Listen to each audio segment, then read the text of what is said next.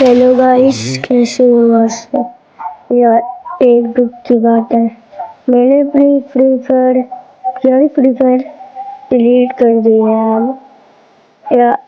अब यार दिल को छू छू के यार क्यों, बस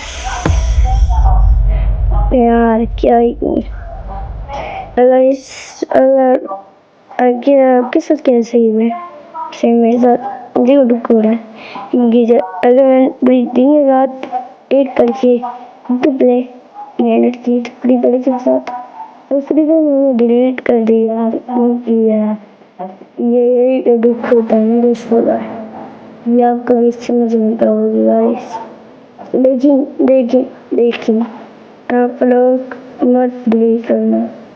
मेरे वन वीक डिलीट किए, एक महीने के लिए आप लोग मत करना यार। अब मजबूरी जिंदगी ऐसी बात है तो यार